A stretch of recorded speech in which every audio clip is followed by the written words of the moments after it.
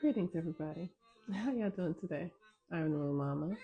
Happy Wednesday. Today is the day that Mercury rules, and we are currently in the first days of the Pisces sun. Whew, we made it. We made it. I was sharing yesterday how Aquarius energy had really just, it was like I felt like the end was never coming with Aquarius. Like I just couldn't seem to find a grounding. I was just like, I can't get grounded. So welcome to Pisces season. I have a Pisces rising. Um, so Pisces energy is like lovely to me. It's like I feel like I'm being loved by the universe when the sun is in Pisces. So today the moon is in Scorpio. So we have the sun in Pisces, which is a water sign, and we have Scorpio moon, which is also water. So what we're really doing, it sets off the tone that we're diving deep into our subconscious for this month, for this cycle. Because the moon, remember, the moon is always reflecting the light of the sun. The moon is the feminine, the sun is the masculine, the external. So the sun projects the light, the moon receives it and projects it back. That's how it works. So I got my stuff here. My black candle for Scorpio. I have black candle because Scorpio is the energy of all the stuff that we run from, that we deny. It's sex, it's other people's money, it's the shadow, but it's where all the power comes from. So one of the things that I have been really aware of in my work is that with my clients and with myself, like really assisting us in I'm burning a coal now, really assisting us in facing the parts of us that are where we hold shame and doubt and fear. It's like I've worked with people before who have been in marriages and been having affairs the entire time they're in a marriage, and they have been holding deep shame around that. And it's important, that we learn how to let ourselves off the hook and not be so judgmental, because we are carrying a lineage of patterns, energies that show up in a multitude of ways. So sometimes the things that we're going through are unfinished business from an ancestral experience. The people you might be married to someone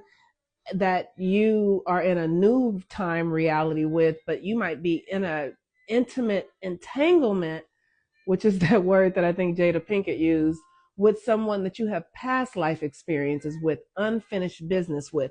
And what happens is we get into these egoic Western perspectives of things, and we make everything wrong. And so then we can't learn the lesson. And then it's just shame upon shame upon shame for generations.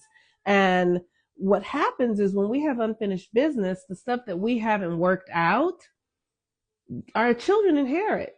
So, like I noticed for me, because I had a mother who was dominated by her sexuality and by men's approval of her, that became my thing. That became something that I had to work out within myself, because we are inheriting energies, behaviors, belief systems. Because look, you know what I mean? You think about it. You're a baby in your mother's womb. She was a baby in her mother's womb. Whatever stuff that they had going on that was unfinished gets cooked in the baby that's being incubated. And you come out coated with those unfinished patterns so that you can take the baton and run the rest of the race. Isn't it something? Okay, so I burned my coal. Today is Scorpio energy with Pisces. So all of that's a lot of feminine energy, a lot of emotions, a lot of feeling. So I'm going to use my Queen of Heaven resin today, because all the feminine energy is to access the empress, right? I don't know if I love the word queen, but the empress within us all. And the Empress is the energy of the divine feminine who sits on the throne. You know, she nurtures her community, she nurtures herself, she knows herself. And this is a feminine energy. This is not a person necessarily. It can show up as a woman who has embodied that divine feminine energy where she is a caretaker for her community and for herself. Like I feel like I am working to embody that energy in my service to myself and my family and the world. But we can do it in all areas of our lives. So the moon is in Scorpio, and the moon in Scorpio is the energy of our inheritances.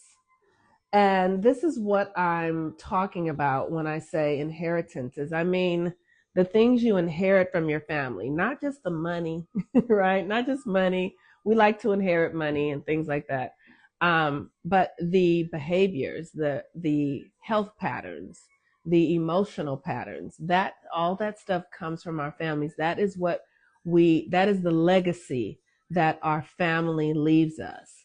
Whatever it is, unfinished business, that your family, your mother, your father leave you a DNA legacy. It's in your DNA, right? Like Kendrick says, I have royalty in my DNA. Many of us do have royalty in our DNA, but we also have shame and guilt and disbelief and fear in our DNA, which is in the shadow.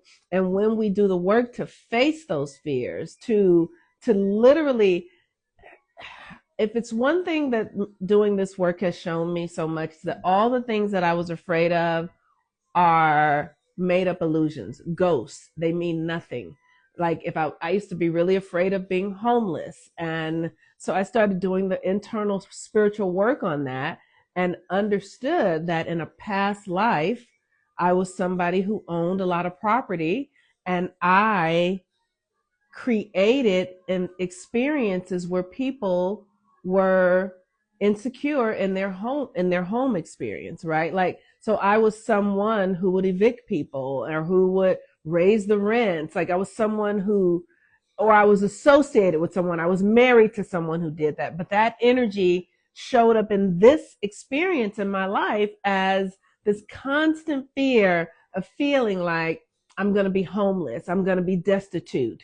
And so I had to do the work to reclaim those energies, to alchemize them, because that's a shadow of lack, scarcity, right? A shadow of feeling disempowered. And that's what Scorpio is. It is the shadow that you face, that you feel, that you lean into. And as you lean into it and take responsibility for it, it transmutes. The Scorpio shadow is oftentimes also sexual improprieties. So people who have been molested, people who molest, people who, and, you know, it's hard for us to take these things on like, you know, but, you know, I got uncles and I mean, and it's, we live in a culture that has demonized the natural experience of our sexual biology. It has made it wrong. Like it's made it wrong to breathe. You know, like you're like, oh, they're putting all these chemtrails in the air. You can't even breathe the air. The same thing has done to the narration around sex. And how it's been done is putting religion in it, by shaming women and saying that, you know, a woman should only have one husband ever and one sexual partner, by just all the ways that we have made men who have money and resource worthy of sex by the narratives that we hold. Like if you can pay, like my mother was a prostitute and she would say to me, you know, Monique, as long as you have she would say this, as long as you have a pussy, you should never have to worry about anything. Because she was basically saying that as long as I could offer sex, I could get money. That's what she was saying. And that is a dark, shadowy energy because it creates this dark exchange around something that is pure and healing And really sex is like food. We all need it in order to be at our healthiest, at our peak. So the things that we do, it's important for us to look at our own story around our sexuality. How are we participating in the suppression of our own nature, right? And how are we suppressing ourselves? How are we oppressing others? Are we judging women for the way they dress or the way they make you feel when you see them in their bodies, and because you're at odds with it? I remember when I was in this relationship, and I was pretty I was pretty I was pretty much thinking in the relationship. So let me say what I want to say.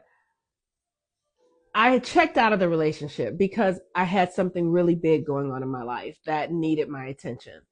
And my partner still needed connection. They still needed sex, or they needed to feel my energy there. And in that time, like I remember they started seeing someone, and I found out accidentally. It wasn't something that they wanted me to see.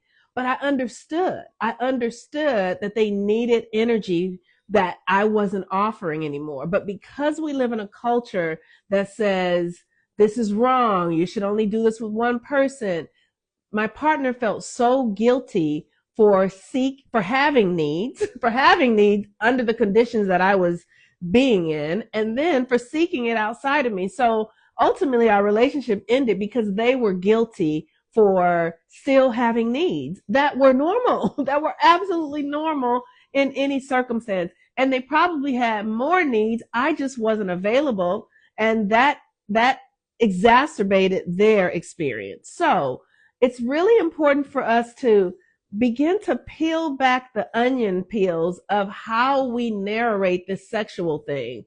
Like, so if somebody, because food and sex are equal in necessity for our health and well-being.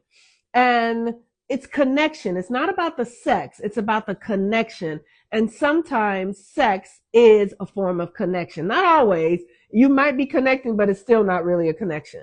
But we have such perverted our understanding of it that we have made it, like when I was pregnant, it was a really interesting thing. When I was pregnant, I remember feeling shame because I was like, oh, everybody now knows I have sex. And I was like, wow, what a really thwarted perspective, that you feel ashamed because everyone knows that you have sex, which was indicative of my own narrative around sex. I was really holding shame around my own sexuality, right? So we have an opportunity to peel back what it is we are telling ourselves and experiencing in our sexuality. Like, it is most people are sexually fluid. Like, most women are bisexual. Men are often bisexual, but because we hold these ideas of the down low, and we have done this thing that where we will suppress our own nature, which suppresses your power. That's what I'm trying to say. The suppression of your sexual nature suppresses your power, your creativity, and doesn't allow you to be magical. And I remember one of my most incredible romantic relationships was with a bisexual man. And I loved it so much because he was free.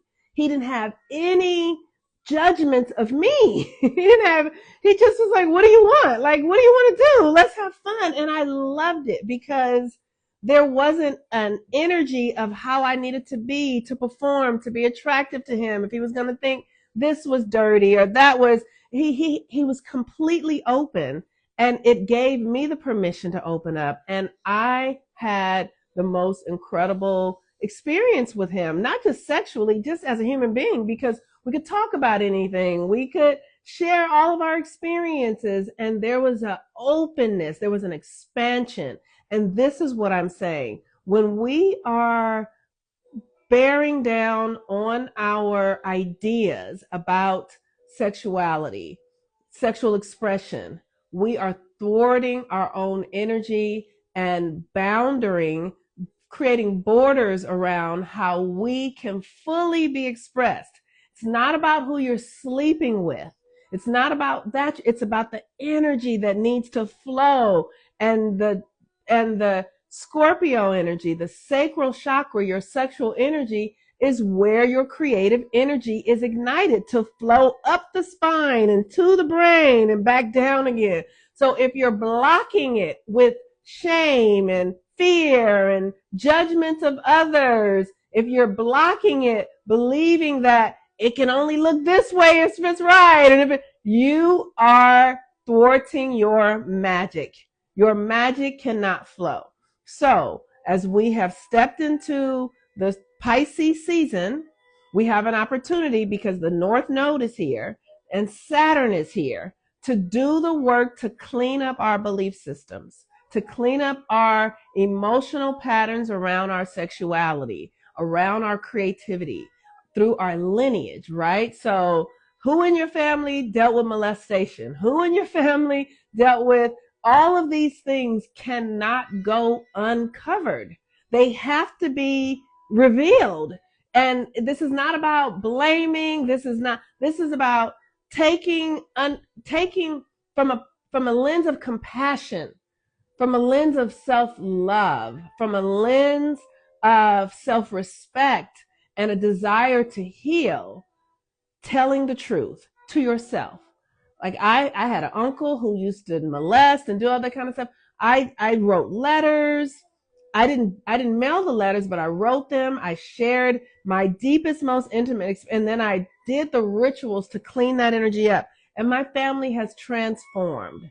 My family is free now in a way that we have never been free, because I have been doing the work. So now the young women in my family are at choice. They are clear, like, do I want to have children or not? They can make, because they're not tied into the ancestral root of needing to people please and using their energy for the sake of others, because I have done the work to break that code for my whole lineage. So everybody's free now. My son is free. He speaks his truth. Because I have done the work to unknot it. Like it's like a knotted ball of yarn. And because I've done the work, now my family is having a different experience. We're still working things out, because we're coming out of the dark ages. We're coming out of the darkest time of humanity. So we will spend the rest of our lives, all of us, readjusting, healing, transmuting, uplifting, going back, 2 steps back, 4 steps forward. This is what we're going to be doing on the planet. This is it, right? But the universe is working with us. The cosmic beings, all those, I haven't heard any about aliens lately, but the aliens, they are real, and they are working with us to support us in this revolutionary transformation that is happening in this Earth time system. But it's a cosmological experience. It's not just us. It's a whole solar system that's being transformed right now. So use the energy today. Think about these things that I'm talking about. Journal about them. Do some ritual, bathe in salt water, like literally envision yourself being cleaned up. Think about the last scene of The Wiz, when they do Can You Feel a Brand New Day, and the music gets slow and they start zipping off and then they just start peeling it off. And literally, this is what we're doing. We're coming back to ourselves, one step at a time, one breath at a time, one thought at a time, one choice at a time, one intention at a time. All right, you all. For those of you who have not signed up for Daughters of the 13 Moon, we start our orientation tonight. The first class begins tomorrow. This is a class that is devoted to absolutely helping those who are ready to begin the deeper work of activating their magic. It is a real thing. And, we talk about it very flippantly, but there are processes, and this is an initiation that we're doing. There are things that you must do to purify yourself to be able to access the light. You cannot be caught up in your lower nature and access light. you have to be at peace with your lower nature. You have to walk in the light and in the lower nature. You have to walk in the higher and in the lower, and understand that it all serves. And the initiation in this moon work will support those who are ready. If you are a man, you are welcome. You are totally welcome. We will be doing the work of the feminine because we'll be working with the phases of the moon. And so I'm very excited for those of you. There's many people have already signed up. I'm very excited. We don't really have that many spaces left, but I would love to have you. All right, you. For the woman who told me to wear red lipstick, I got some lipstick. It's not red. It's a dark cherry red. So I'm gonna get another color too.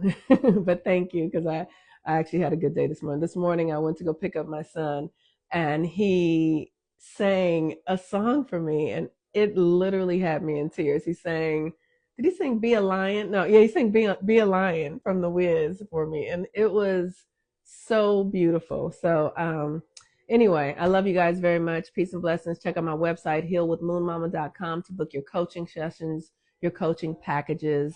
If you're devoted to the work. If you're not devoted, if you ain't ready yet, just keep listening to the videos until you get ready. All right. Peace and blessings. Bye-bye.